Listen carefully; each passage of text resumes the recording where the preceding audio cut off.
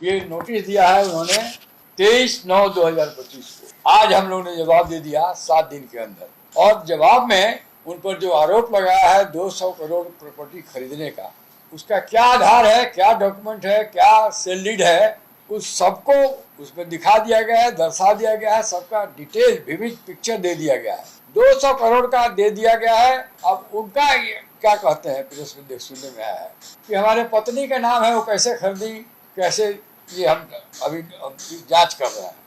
अरे भाई, पति और पत्नी का जो संपत्ति होता है एक ही माना गया है कानून में। जब आप इलेक्शन में जो एफिडेविट देते हैं तो आपका अपनी पत्नी का, दोनों का प्रॉपर्टी के डिटेल्स में देना पड़ता है। दोनों का प्रॉपर्टी एक ही माना जाता है। उनको ये बताना होगा उनकी पत्नी को इतना दौलत कहाँ से आया, क्या सोर्स ऑफ इनकम है। केवल अकाउंट में पैसा आ जाना नहीं है एनफ। किशोर जी ने प्रेस कॉन्फ्रेंस में एक एक डॉक्यूमेंट इन्होंने पढ़ के सुनाया है, डिटेल में बताया है कि कैसे कैसे बेनामी फर्जी जमीन खरीदी गई है। जैसे उनकी लड़की जब कॉलेज में पढ़ती है तो भी 10-20 लाख रुपया उसके पास आ जाता है, कैसे इन्वेस्ट करती है 34 लाख रुपया।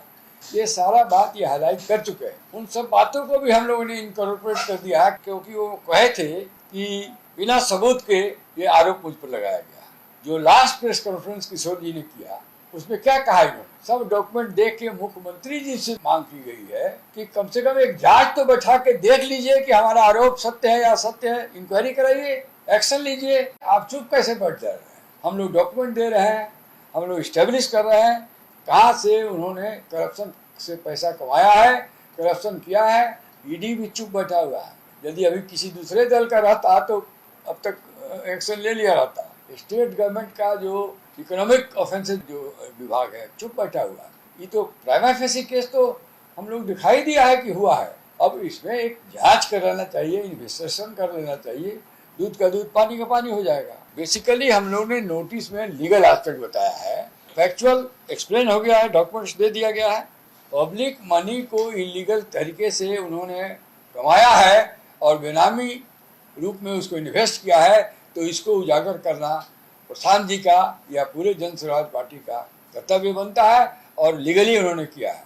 अब उनके पूरे जीवन का तनख्वाह जिस भी पद पर रहे, मंत्री रहे, एमएलसी रहे हैं, जो भी रहे, जोड़ दीजिए, और जो इतना प्रॉपर्टी उनके नाम या उनके बेनामी उनके परिवार के लोगों के नाम से है, इससे ज़्यादा है। तो ये ईडी का भी केस बन जाता है और ये प्रिवेंशन ऑफ करप्शन एक्ट का भी केस बन जाता है।